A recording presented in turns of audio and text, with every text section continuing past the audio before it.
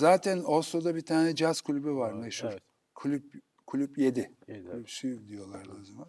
Baba müzisyenler var demek ki orada. Evet. Yani Yani orada caz caz. konserleri oluyor genelde.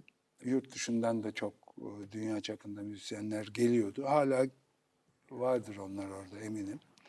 Dolayısıyla benim 6 ay bir sene bekleyecek durumum yoktu. Yok, Bir, tabii. yani tamam Norveç sosyal bir ülke ama benim o zaman farkındalığım çerçevesinde baktığımda para kazanmadan devlet bana destek verir bir anlayışı yoktu. Yoktu. Yani hiç kimseden böyle bir şey de duymadım. O yüzden yapamadım o Yani işi. Yapsaydım hayatı idame kalırdım. ettirmek zorundasın tabii. Yani. Çünkü Evet, caz anladım. çalacağım. Sevdiğim, tercih ettiğim bir müzik. Ama ona Para da göre de kazanacağım. evet, evet. Ve hammallık yapmayacağım. Güzel. Trombon'umu alıp gideceğim gibi. Var mı çok büyük pişmanlıkların o 11 yıldan gitmeseydim, gelmeseydim, kalmasaydım, dönmeseydim buraya Ya falan. buna pişmanlık denir mi bilmiyorum ama şikayet de değil. Şikayet etme dediklerinde ben durum saptaması yapıyorum diyorum. Ben askerdeyken son ayımı izne bıraktıydım Ankara Ordu'nda. Rahmetli Erol Pekcan bana bir otelde şov ayarladı. 45 dakika Ahmet. Smokingimi giyiyorum, papyonu takıyorum, trombon yok. Ha, Şarkı söylüyorum. şarkı söylüyorsun. Herhalde repertuarda da yabancı Feyman'da şarkı. filan mı abi? Erol Pekcan dedin diye söylüyorum. Yok. Feyman değil. Feyman'da değil. Erol abiyle bir kere Büyük Ankara Oteli'nde Tabii. çalıştım. En son ayı da izne bırakınca o bana solist olarak ne oteli? Orada evin karşısında bir yerdi galiba. Oraya ayarladı ve 45 dakika şarkı söyleyip hammallık yapmadan 500 TL 1970 Çok para be abi. 73 75 75 yılının işte Mart Nisan gibi.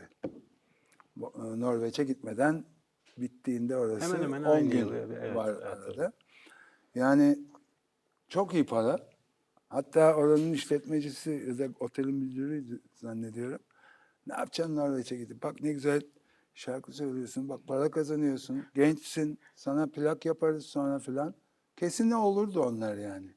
Ama kısmet öyle değilmiş. Ben teptim onu. Abi yani orada da Norveç'te, Kuzey Avrupa'da gerçekten geliştirmişsindir müziğini hiç kuşkusuz. Bir de Fındıkoğlu'yla falan çalmak yani bunlar çok ayrıcalıklı şeyler. Çok Tabii. az çaldık. O gün seninle çalmak ama... gibi bir şey. O gün onlar. Estağfurullah. O hoca zaten, Emin Hoca Emin adı zaten. Emin Hoca da herkes. Ama orada ben bir de 4 yıl Alman bir şefle çalıştım. Almanların ne kadar prensip sahibi olduklarını herkes biliyor. Benim bugün sahnede davranışım asıl oradan kaynaklı diyebilirim. Tutumun oradan geldi. Tutumum oradan geldi diyebilirim. Evet. O anlamda çok Faydalı şey oldu. öğrendim. Peki abi sen Fatih'te doğdun. Evet. Fatih abi Fatih'te doğdu. Nasıl bir çocukluk, nasıl bir evde, nasıl bir ailede büyüdün? Biraz aileden bahsedelim. Sinan tek kardeşin mi? Evet. Tabii iki kardeşiz. Aramızda 4,5 yaş var. Bir O kız benden bulamamışlar. küçük. Ailenin talihsizliğine bak. Ya iki yaşındayken kız gibiydi. Saçları böyle uzun tutmuş annemler. Senden umutları yokmuş demek ki Sinan'a yüklenmişler. Kız çocuk. Herhalde evet ama o da erkek oldu. Evet. Çok güzeldi saçları. Gözümün önünde hala böyle bukle bukle. Babam Udi. Türk sanat müziği icracısı. Besteleri de var. Deminki çalınan şarkılar gibi ünlü şarkısı olmasa da ben yaptığım bir Türk sanat müziği albümüne onun bir iki şarkısını da koymuştum. 5-6 sene önce mi? 7-8 sene mi oldu? Dolayısıyla ben de kardeşim de doğduktan itibaren hatta şimdi biliyorum ki anne karnında da dışarıdan bazı sesleri çocuklar, Zaten bebekler öyle artık. Evet, duyuyor. Bilim adamları bunu söylüyor. söylüyorlar. Ve onlara iyi müzik evinizde, arabanızda çaldığınızda hani klasik Batı Duyarlar. müziğinin algılaması böyle çok modern olmayan yumuşak eserlerini çaldığınızda çocuk büyüdüğünde ona çok büyük faydası olacak. Kulağa gelişecek. Hatta diyor ki bir tanesi bir Shinichi Suzuki diye bir Japon kitapçığını almıştım okula açtım. Metodu var değil mi? Suzuki metodu var. Evet. Evet. Doğru söyledin.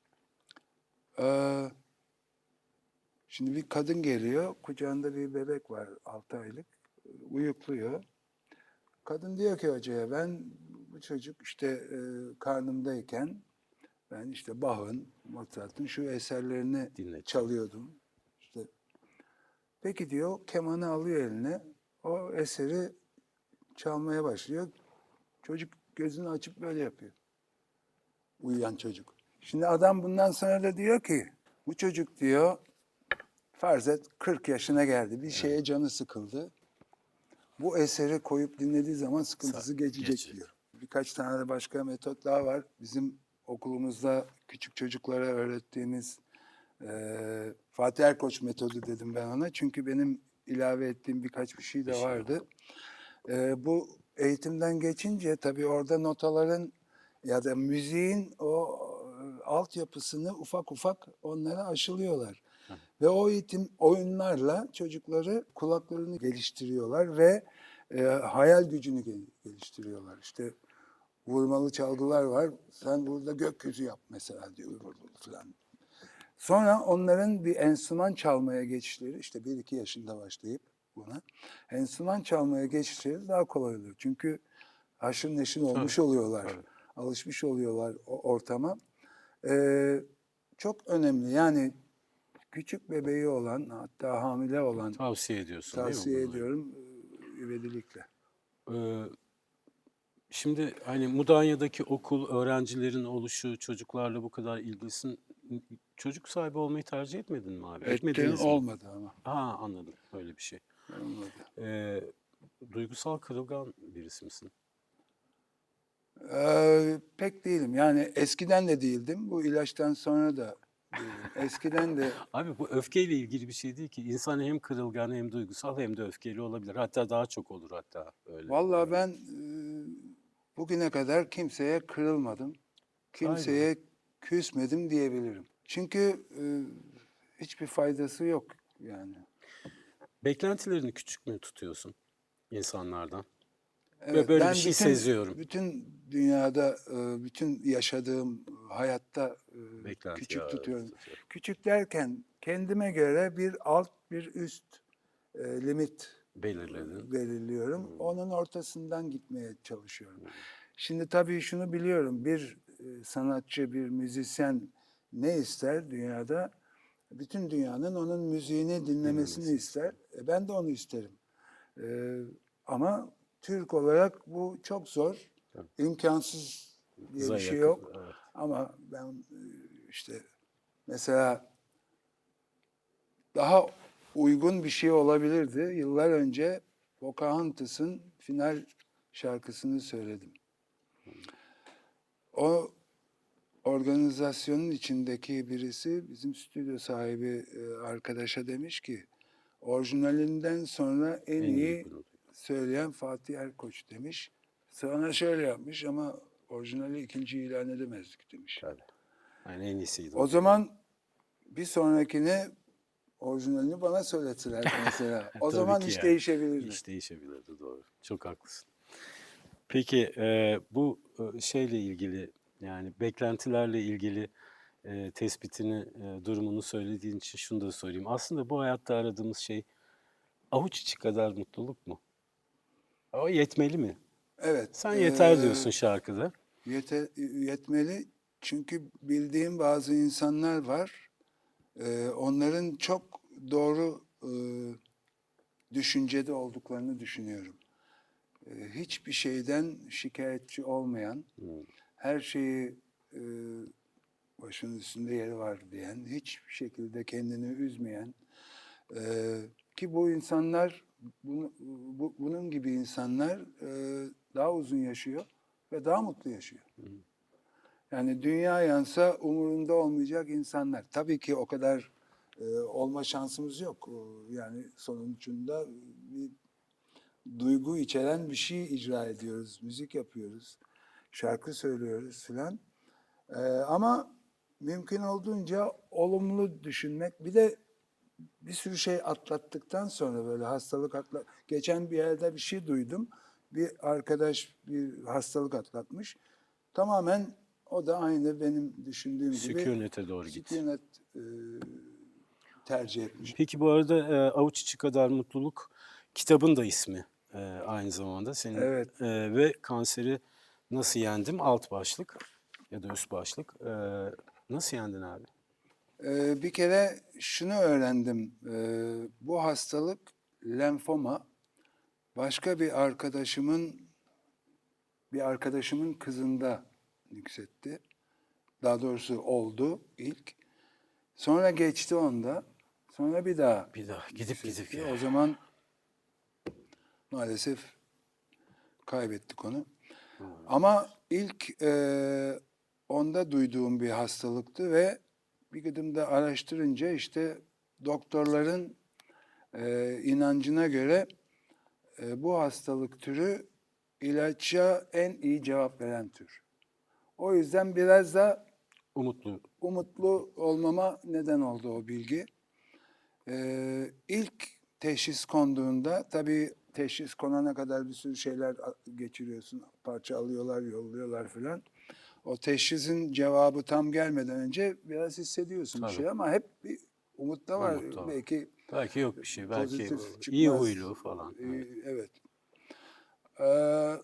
Bir iki saat çok kötü hissediyor insan. Sonra hop dedim kendime. Ne olursa olacak. Yani bir şeyden kaçış yok. Kabullenirsen belki daha iyi olur dedim. Kabullendim. Bana göre kabullenmek lazım.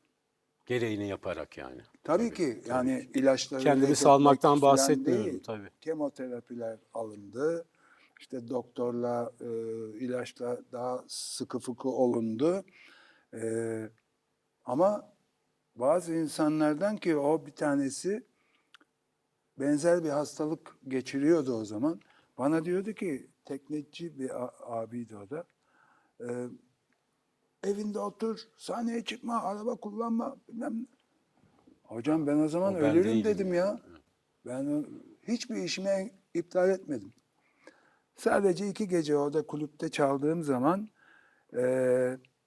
bu nasıl geçecek bu gece dedim. Sesim açık ama enerji yok. İşte kemoterapi aldığımın 5. 6. günü oldu. Bazen hissettiğimde gidip serum yaptırıyordum. O geceyi kurtarıyordu mesela. O 2 tanesini kurtaramadık ama bir şekilde atladı. Hastalığı kabullenme, gereğini yapma, hayatına mümkün olduğu kadar devam etme rutinine. Direnme yani. Evet. Aynen. Evet abi. Evet yani. Ya ne olacaktı başka? Evet doğru haklısın. Büyük geçmiş olsun tekrar. Hala zırda hastalıkla mücadele edenler için de acil şifalar dileyelim her biri için, her türlü hastalık için. Evet. İkinci hikayenin ahiret sorularına geçiyorum usta. Sana soruyorum gene seni göndermeden. Saz nedir, söz nedir? Hangisi daha vurucu, daha etkili? Saz mı, söz mü? Söz mü? Ses mi diyelim? Ses mi, söz mü daha iyi? Yani söz de seslidir. Söz sanki daha... Öyle mi? Evet. Dil bilmiyorsam? O zaman saz. Demin de söyledik ya bütün dünyaya hitap ediyor saz. Doğru. Peki yokluk ve kimsesizlik insanı daha üretken kılabilir mi? Hani zorda olmak, sıkışmak. Sanırım kılar. Mesela ne zaman bir problem var daha iyi şarkı sözü çıkıyor gibi düşünüyorum. Dolayısıyla güzel bir söz bulmuşsan bir cümle onu müziklemek de o zaman daha güzel oluyor ve kolay oluyor. Çok sevinçli durumlarda ben böyle beste falan yaptığımı hatırlamıyorum. O bir motivasyon şeyi değil senin Evet, için. Zorluk ama arıyorsun. ayrılık. İşte müzisyen olduğum için başka birçok şehirde gidip konserler veriyoruz. eşimden ayrı kalıyorum o anlamda. O tip durumlarda daha çok ilham geliyor.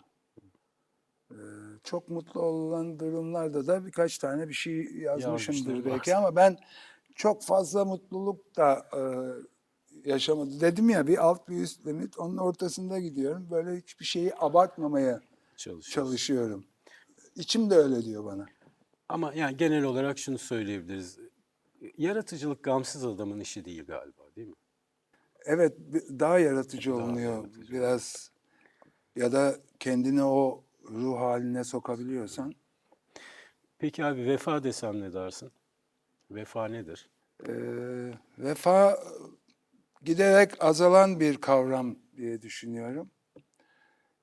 İşte Türkiye'nin bugün geldiği durumu birçok insan eleştiriyor ya. Eski dostluklar yok. Hatta geçenlerde, buradan selam olsun, Aydan Kanatlı bir caz albümü yaptı. Benle de bir düet şarkı okudu. Bir de klip çektik. Basın toplantısında da konuştuk. Işın Karaca da onunla bir düet şarkı söylemiş. Işın iyilikten filan bahsetti.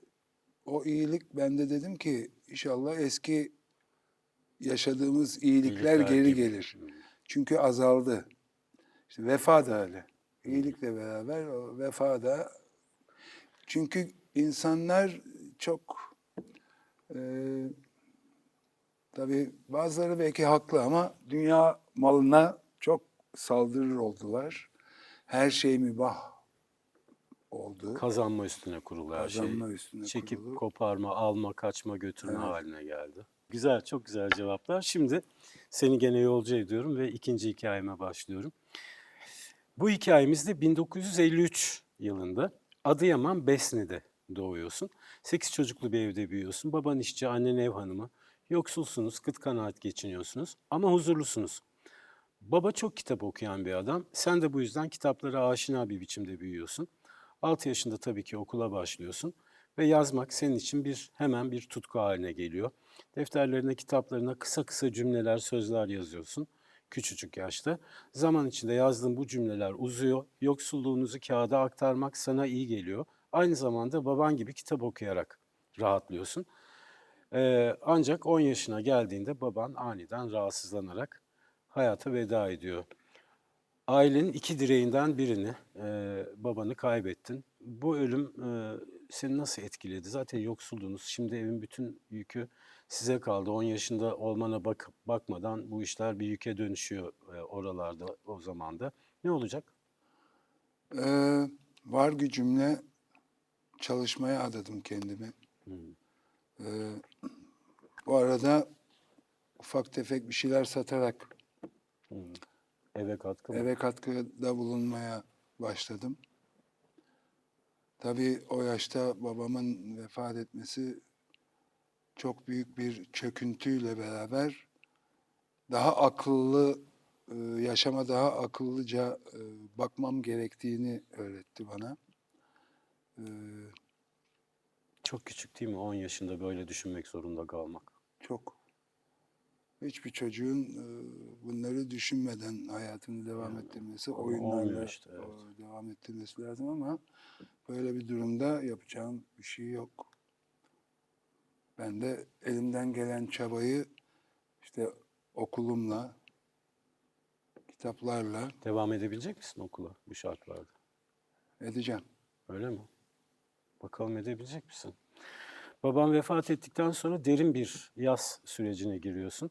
Eğitim hayatın sona eriyor yoksulluk nedeniyle. Kardeşlerin de sen de çalışmak zorundasınız. Fakat Adıyaman'da ekonomik durumunuzu iyileştirmeniz de çok mümkün görünmüyor yani şartlar nedeniyle. O yüzden annen ve 7 kardeşinle birlikte İstanbul'a göç ediyorsunuz, taşınıyorsunuz. Koca İstanbul'da ne olacak burada, hiç bilmediğim bir kentte? Adıyaman'dan kalktın geldin. Ne olacak bu İstanbul'da haliniz? Ne diyorsun? Vallahi biz ailece birbirimize kenetlendiğimiz sürece, birbirimize destek olduğumuz sürece yapamayacağımız şey yok diye biliyorum. Bir de kulağıma şunlar geliyor. İstanbul'un taşı toprağı altın. Altınmış. Belki buluruz mu diyorsun? Belki onlarla? buluruz. Aksaray'da köhne bir eve yerleşiyorsunuz. Kardeşlerim ve sen çeşitli işlere dağılıyorsunuz. Ama ne yazık ki hemen tutunamıyorsunuz. Toparlanmanız çok zaman alıyor. Kazancınız evi çekip çevirmeye yetmiyor. Kiminiz kimseniz yok. Yalnız hissediyor. Birbirinize kenetleniyorsunuz tam da söylediğin gibi. Sen çeşitli işlerde şansını deniyorsun. Nihayetinde bir kuyumcuda iş buluyorsun. Kuyumcudaki işin yaldızcılık. Diğer taraftan da şiirler, sözler yazmaya devam ediyorsun ve İstanbul'da edindiğin çevrenin yönlendirmesiyle yazdıklarını gazetelere, dergilere gönderiyorsun o aralar. Şansını deniyorsun. Yıl bu sırada 1965. 12 yaşındasın. 12. Yaldızcılık dünyanın en değerli madenini, en azından o zaman için, şimdi galiba uranyum oldu, parlak gösterişli kılan bir meslek. Dünyanın en pahalı madenine ruh katıyorsun ama cebinde paran yok. Nasıl baş ediyorsun bu durumla, bu çelişkiyle?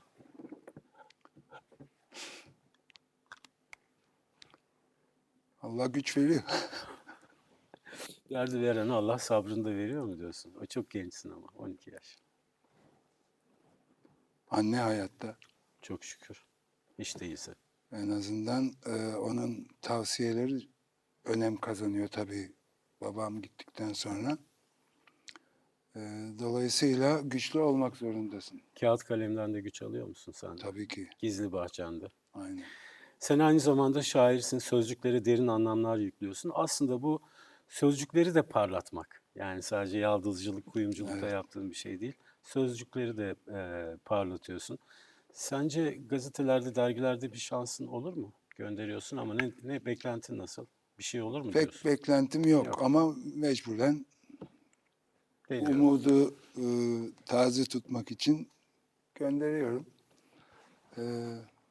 Ama çok bir şey olmayacağına da eminim. Yaşadığı zorluklarla baş etmenin yolu yazmak. Kuyumcuda çalışırken yazdığın şiirleri bir çekmeceye koyuyor, saklıyorsun ve şiirlerini gazetelere göndermekten de asla vazgeçmiyorsun. Babanı kaybettikten sonra okulu bırakmak ve memleketin Adıyaman'dan ayrılmak seni epey üzmüştü. Tüm bunların üstüne bir de yoklukla mücadele etmek bir miktar umutsuzluğa sürüklüyor seni. Canına tak ediyor. Bütün isyankar duygular üşüşüyor zihnine. Alıyorsun eline kağıdı ve kaleminden şu satırlar dökülüyor. Baştan yarat ellerimi, baştan yarat gözlerimi, baştan yaz şu kaderimi. Tanrım beni baştan yarat. Seneler geçerken birçok şiir ve söz yazıyor. Gazetelere, dergilere göndermeye devam ediyorsun. Ancak hiç cevap gelmiyor. 20 yaşında işini bırakıp askere gidiyorsun. Askerde de durmadan yazıyor. Yazdıklarını arkadaşlarına okuyorsun. Böyle böyle bir yılı dolduruyorsun. Yıl 1974, hala askerdesin ve burada aldığın bir haber seni çok üzüyor. Şu, Tanrım beni baştan yarat, bestelenmiş. Hatta şarkıyı Emel Sayın okuyor. Çarşı iznine çıkınca 45'liyi de bulup alıyorsun. İsmin yok. 21 yaşındasın, plakta ismini görmeyince ne hissettin? Umudum biraz kırıldı. Türkiye'de insana hak ettiği değer verilmiyor düşüncesine soktu beni. Daha sonraları bu işler biraz düzeldiyse de 74'te eser yok 74'te ondan. Evet. yoktu maalesef. Evet. Yani dedim ki bir daha da Yazmam. yollamıyorum. Ha, yollamıyorum. Evet. Tanrım beni baştan yarat, senin hayatının kırılma noktası. Askerden döner dönmez şarkının bestecisi Muzaffer Özpınar'a ulaşıyorsun. Muzaffer Özpınar sana sözleri bir gazetede denk geldiğini söyleyip 300 lira ödeme yapıyor. Diğer şiirlerini de görmek istiyor ve yazdıklarından çok etkileniyor. Seni bir söz yazarı olarak sektöre kazandırıyor. Hemen sayından sonra şarkını bir de Gönül Akkor okuyor. Hatta 75 yılında bu şarkıyla aynı isimde filmi de çekiliyor ve başrolde de Gönül Akkor oynuyor. Şimdi 22 yaşındasın, döndün. Kaderin cilvesi mi bu? Adıyaman'dan çıkıp İstanbul'a gelirken bunları yaşayacağın aklına gelir miydi? Hayat senin için gitgide iyileşiyor mu? Ne dersin? Yani o bir küçük de olsa bir telif aldın, bir kerelik de olsa. Hani sektörle artık bağın var. Evet, en azından şarkı sözü yazarı olarak bir adım atmış oldum. Evet. Bunun bu şekilde devam edeceğine inancım çoğaldı. Az da olsa dediğin gibi bir para ödüyorlar. Umuyorum ileride daha hakkani dağıtımlar yapılır. Yapılır. Çünkü sen yazmaktan vazgeçmeyeceksin. Bu belli. Vazgeçmem. Her şey bir anda hız kazanıyor. 22 yaşından itibaren. Sözlerinin şarkılarda can bulması, bu şarkıların filmlerinin çekilmesi seni mutlu ediyor ama bunlardan hiçbir şekilde para kazanamıyorsun. Sadece Muzaffer Özpınar'dan aldığın o 300 lirayla yetinmek zorundasın. Askerden geldin geleli bir işe de giremedin ve bu aşamada rica minnet bir plak firmasında çalışmaya başlıyorsun. Ancak burada da iyi para kazandığın söylenemez. Sigortanı bile kendi cebinden ödüyorsun. Karın tokluğuna neredeyse çalışıyorsun. Yine cebinde 5 kuruş yok. Geçim sıkıntısı. Bunca zorluğun içindeyken üretmeyi sürdürüyorsun. Yıl 1978. 25 yaşındasın. Kaleminden şu satırlar dökülüyor. Baharı bekleyen kumrular gibi sen de beni bekle sakın unutma. Ellerin havada gözlerin yolda. Bir Tanrı'yı bir de beni sakın unutma. Bestesini Coşkun Sabah'ın yaptığı bu eserle Bülent Ersoy 78 yılında büyük bir çıkış yapıyor. Ve sen başka bir şarkı daha yazıyorsun. Efkarım birikti, sığmaz içime. Bin sitem etsem de azdır kadere. Gülmeyi unutan yaşlı gözlere mutluluktan haber ver. Dilektaşı. Şimdi 79 yılındayız, 26 yaşındasın. Gülden Karaböcek senin 4 şarkının bulunduğu Dilektaşı albümüyle. Yani Dilektaşı daha fazla şarkıya sahip de 4 tanesi senin. Büyük bir çıkış yakalayıp şöhrete kavuşuyor. Albümlerde, filmlerde hep senin sözlerin, şarkıların var ama sen hakkını alamıyorsun. Bu işte bir terslik yok Coşkun mu? Sabah o şarkılarla 3,5 milyon kaset sattı. Gülden Hanım da Keza. hala dinliyoruz o şarkıları. Ve sen, evet. Ee, Sen ne oldun peki? Yani benim gibi birçok Binlercesi, yüzlercesi diyeyim. Binlerce değildir yüzlercesi belki ama. var. Bestecisi de, söz yazarı da hak ettiğini alamayan. Onun için Bu işte bir umuyorum yanlışlık ki var, evet. evet, kanunlar Falan. devlet tarafından Bekleyeceksiniz biraz daha. biraz Daha daha bekleyeceğiz. 80'lerdeyiz, bekleyeceksiniz, 70'lerdeyiz. 86'da mı? 85'te. Evet. Aslında şiirlerinin bu kadar meşhur şarkılara dönüşmesi seni tabii ki çok mutlu ediyor. Ancak yine de üzülüyorsun, karmaşık duygular. Yok sayılmanın ve parasızlığın acısını yazarak kendi içinde dindirmeye çalışıyorsun. Bu hengamede hayat sana muhteşem bir hediye veriyor. Hayatın aşkıyla karşılaşıyorsun. Bu aşk sana çok iyi geliyor, yeniden doğmuş gibi hissediyorsun. Hayatın aşkına da şarkılar yazıyorsun. Kısa süre sonra da evleniyorsunuz, mutlu bir hayat sürüyorsunuz. Ancak çocuğunuz olmuyor. Çok istemene rağmen babalık duygusunu tadamıyorsun. Onun üzüntüsünü de sözlere döküyorsun. Kamuran Akkor, Ferdi Tayfur, Adnan Şenses, Neşe Karaböcek, İbrahim Tatlıses, Müslüm Gürses, Bergen, Orhan Gencebay. Sihirli, parıltılı kalemin herkesi parlatıyor. Herkesi bir üst basamağa taşıyor ya da katkıda bulunuyor çıkmalarına. Ama sen hep geri planda kalıyorsun. Yıllar önce altını parlatarak daha cazip bir hale getiriyordun. Cebinde 5 kuruş yoktu. Şimdi sözlerinle şarkıları, besteleri parlatıyorsun ama cebinde yine 5 kuruş yok. Böyle bir alın yazısı olabilir. Bu alın yazısı mı? Muhakkak alın yazısı. Türkiye'de olmayıp Afrika'da olsaydın belki farklı, daha kötü olacaktı. O kadar iyi şarkılar yazıyorsun ki çalışmadığın şarkıcı kalmıyor. 30'lu 40'lı yaşların boyunca yoğun ve hızlı bir hayatın, yani çalışma hayatının ortasına düşüyorsun. 11 şiir kaseti çıkarıyor. 1500'den fazla şarkı yazıyorsun. Şarkı sözü yazıyorsun. 2 de şiir kitabın yayınlanıyor. Şarkılarını söylemeyen hemen hiçbir Kimse yok. profesyonel kalmıyor. 50'li yaşlarında da maalesef durum değişmiyor. Yani telif açısından değişmiyor. Şarkıların albümlerde, filmlerde, yarışmalarda ama sen çok az telif alıyorsun ya da hiç para kazanamıyorsun.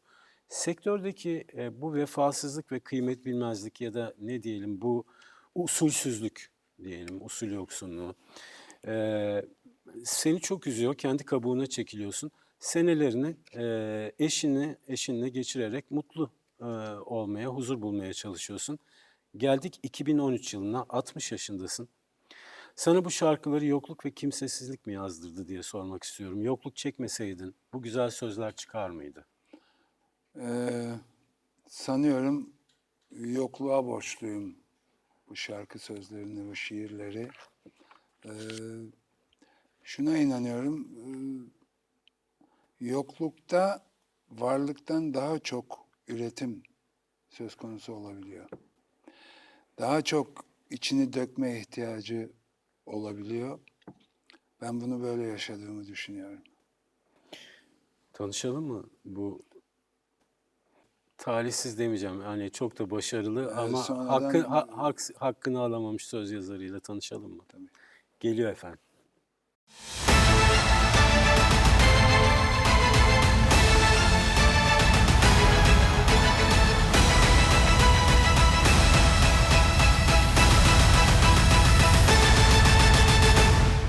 Sesinden dinlediğimiz Tanrım Beni Baştan Yarat, Muzaffer Özpınar'ın bestesi, Ali Tekin Türe tabii ki. Evet. Arabesk müziğin gizli hafızası da diyorlar. Evet. Ali Tekin Türe'nin yazdığı sayısız şarkı var. Gidecek bir gün senden vazgeçmem, acı gerçekler, kırılsın ellerim ne güzel şarkıdır.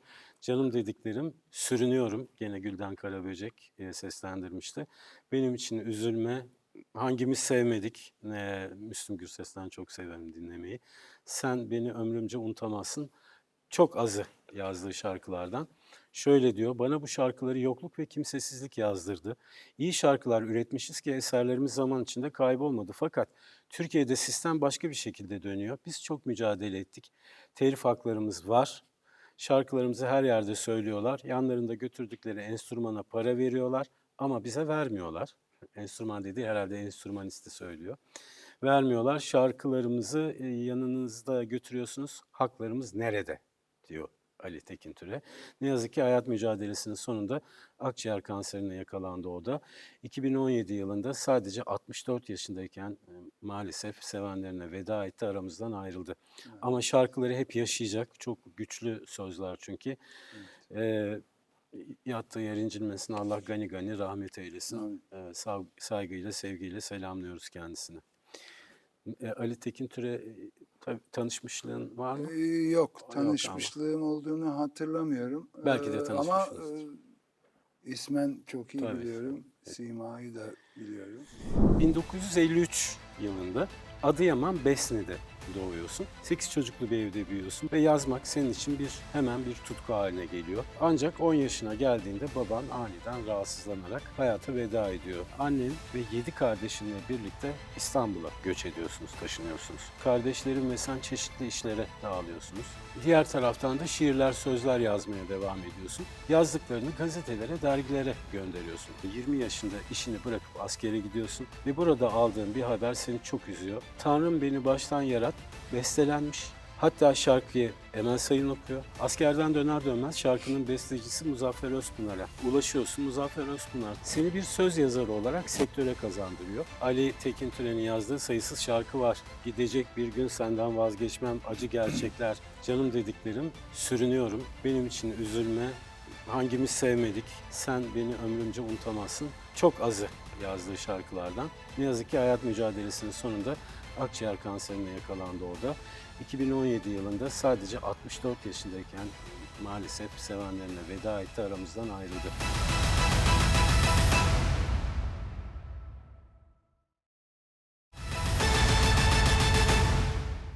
Gönül rahatlığıyla telif meselesinden anısına bahseder misin? Böyle yoksun kalmış bir insan. Yani bu telif konusu şimdi tabii ki o yıllara nazaran muazzam iyi durumda. Yani Evet. olması gereken değil belki ama o zamana göre çok iyi. Ayrıca da müzik sektörü bütün sektörlerin önünde telif konusunda. Biz mesela sinemada, televizyonda falan Evet. çok gerinizdeyiz sizin.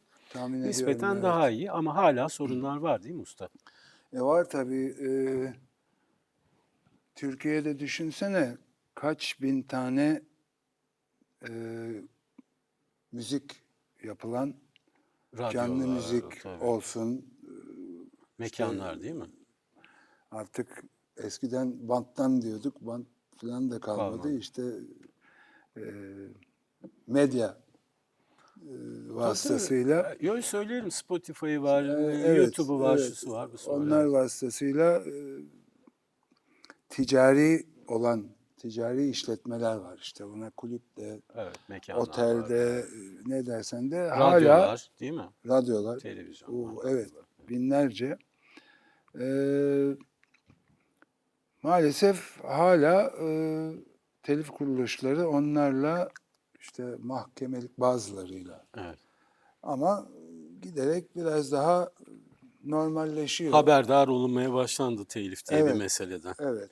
İşte bence benim editörüm var. Erdem Uyanık, buradan sevgilerimi yollayayım kendisine. Almanya ile çok iyi ilişkileri var onun. Sık sık gidiyor. Eskiden vizeleri falan o alırdı müzisyenlere. GEMA Almanya'nın telif kuruluşu ve bir tek o var orada. Diğerleri hep onun komşu, herkesin Komşu hakkını haklar. Evet, dağıtıyor. evet. Dolayısıyla Almanya'nın sistemini niye uygulamıyoruz burada diye herkesle işte yazışıyor filan ama umarım ya bizde de maalesef hep kavga ediyorlar ya. Şimdi Onun için toplantılara katılmıyorum. telif meselesinin anlaşılması da galiba biraz kültürel bir hemen o kültürün yerleşmesi gerekiyor. Bir şeyin bedeli var. Yani parayı kastetmiyoruz. Müzisyenin bir şarkıyı yazarken, söz yazarının yazarken, bestecinin bestelerken, icracının onu seslendirirken ödediği bedeller var. Kendi hayatıyla, zamanıyla, emeğiyle, yeteneğiyle. Ee, Bunların bir ederi olduğunu düşünmemek bir kültürsüzlük problemidir yani. Evet, en azından Bu şunu herhalde akıl ediyorlardır ama bir kez daha hatırlatalım biz buradan. Besteyi yapan ve sözü yazan aynı kişi olabilir, ayrı fark kişiler etmez. olabilir. Bir de onu okuyan sanatçı var, Tabii icracı var seslendiren tabii. icracı var. Hadi o bir gıdım Azalabilir, bir tık azalabilir falan şey filan. kazanıyor Ha diyelim. anladım evet. İşte konser yapıyor, bir şey Öteki yapıyor. Öbürlerinde hiçbir şey hiçbir yok. şey yok. Olacak iş değil canım. Hakikaten bir besteci söz yazarının yazdığı şarkı tutulmuşsa ve hala Dillerdeyse dillerde olup da hakkını alamıyorsa o çok kötü bir şey. E, ama almayanlar acaba çok tutulmayan şarkılar mı? Çünkü dediğimiz gibi bir sistemi bir şekilde çok onaylamasam da kaç tane telif kuruluşu var. meslek Almanya'da örgütleri var. meslek birliği evet Almanya'da bir tane geme var. Dolayısıyla kaç tane Bu olunca dağınıklıkta evet. onun kirası, bunun yönetim kurulu giden Fatih abi rakamlar bir örgütlenme bizim sorunumuz da var galiba paralarımız. değil mi? Genel olarak bir örgütlenme sorunumuz var. Mesleki Var açıdan işte söylüyorum ben. diyorum Çoklar ve hep kavga ediyorlar abi. evet. Ben o yüzden bağlı bulunduğum meslek birliklerinin toplantılarına falan gitmiyorum. E, editörüm hallediyor o işi. Gene de temsil edil. Çünkü başka bir çözüm yeri de yok değil mi? Bir alan yok. Peki abi yeni bir şey geliyor. Geldi hatta. Şu anda içimizden geçiyor galiba. Yeni bir dert mi yoksa bir nimet mi? Yapay zeka müzisyenler için ciddi bir rakip mi diye sorayım. E, benim Yapay zeka ile yaşımdakiler için değil. hiçbir yapay zeka partisi senin şarkılarınla yarışması mümkün değil. Sen ondan öyle söylüyorsun. Ama Evet. yani bu bir bela mı değil mi? E, İlla beladır demen gerekmiyor yok bence. Yani. bela diye görmüyorum. Çünkü bugüne kadar birçok şey yaşadık. İşte korsan kasetler oldu, Evet. CD'ler oldu, bilmem Tabii. neler oldu. Bu da başka bir şey atlattık. 20 ay mı? Kaç ay hiç Ne? pandemide Pandemide evet tabii. müzisyenler çalışamadı, Şehri sanatçılar terk çalışamadı. ettiler, İstanbul'u terk Evet, ettiler mesela gittiler başka yerlere. evet. Peki abi caz neden diğer türlere göre daha farklı ve değerli? Daha değerli demeyelim de yani caz deyince bir şeyimiz var yani onun bir felsefesi var. Her müziğin belki biraz vardır ama cazı diğerlerinden ayıran ne? Sen bir cazcı olduğun için temel olarak bunu soruyorum. Birinci fark doğaçlamaya en açık müzik oluşu. Doğaçlama da bir müzisyenin kendini ifade etmesi için daha çok olanak sağlanan bir şey. Doğaçlama vasıtasıyla içini daha iyi anlatabiliyor. Çünkü melodi var her şarkıda. Melodiyi çaldıktan sonra bir daha mı çalacak aynı melodiyi? İkinci de doğaçlama yapıyor. Ama kuralları var. Tabii ki. Klasik Batı müziğinde de o yaklaşık aynı kurallar geçerli. Cazda da kurallar. Ama pop müziğinde Çok da öyle öyle bir değil. kural yok. Yapanlar işte kulağa nasıl güzel geliyor diye düşünüyorsa öyle yapıyor. Bilenler biraz kuralına göre de uyguluyor. Türkiye'deki iyi cazcılar, kötülerine pek rastlamadım ama çoğu Zaten arkadaş cazcıysa seçmiştir, gelmiştir, emeği vardır falan. çok güzel işler yapıyorlar. Yapıyorlar tabii. Onun için gelişme o anlamda var diyorum ama o yasaklamalar tabii ki hiçbir şekilde tasdik edilecek bir şey değil. Konservatuar niye bıraktın? İlkokulda yaramaz diye beni sınıfta bıraktı öğretmen. İkinci sınıf mıydı? Üçüncü mü? Konservatuara başladım ilkokul bitince. İkinci sınıfta hazırlık 1, 2, üçüncü yılımdı. İkinci sınıfta fizikten sınıfta bıraktı. Müzik derslerim gayet iyi. Doğal olarak. Beşinci sınıfa geldim. Yani lise 1, 5. Orada da tarih coğrafyadan kaybettim. Şimdi lise 1'e gelmişim. Gelene kadar 3 senem yanmış. Ya biz mi yaktık, dersine çalışmamışsın? Allah Allah. Orası da konservatuar. Biraz idare Evet, etsinler. değil mi? Esas işimiz müzik yani. Evet yani İdare etmediler, evet. e, Onun için belki de soru- öğretmenleri mi sevmedik? Mesela fizik öğretmeni beni sınıfta bıraktıktan kısa bir süre sonra ya emekli oldu ya gitti bir yere. Başka bir bu sefer hanım geldi. Erkek bir öğretmenimiz vardı. Bir anda işte 4-5 kişiyiz sınıfta. Bir anda 7 oldu not 10 üstünden. 2 idi. 7'ye çıktı. Demek ki ya kadın öğretebildi ya da biz ne bileyim çalıştık. Usta, Bilmiyorum. Olabiliyormuş yani. olabiliyormuş. Şöyle düşünüyorum. Şimdi çok küçük yaşta girenler, mesela tiyatro bölümü, şan bölümü falan liseden sonra alındığı için zaten belli bir eğitim almış olarak Evet. geliyorsun. Şimdi küçük yaşta bale bölümü falan da dahil. Erken gelen öğrenciler yarın öbür gün konservatuar şeyinde, yolunda devam etmezler de ayrılır başka okullara giderlerse çok eksik kalmasınlar diye o dersler var. Fizikti, matematikti filan. Ama oralarda da çok büyük başarı beklemek, yani bir enstrüman çalan bir öğrencinin ya da bale yapan bir öğrencinin günde neredeyse 8-10 saati enstrümanıyla, ya kendi vücuduyla ya enstrümanla geçiyor. Şimdi orada matematik, fizik beklemek biraz zor oluyor tabii. Belki öğretmen ne için öğrettiğini tam iyi bilmiyordu o zaman. Burası hani konservatuar, çok fizikle yormayayım falan demiyordu belki de. Büyük ihtimal demiyorlardı. Herkesin Bir tabii prensip problemi var gene orada yani. o dersleri iyiyse benimkinin de iyi olmak zorunda diye düşünüyor olabilir. Ama bana işte yanlış geldiği için ayrıldım okuldan. Ayrıldı.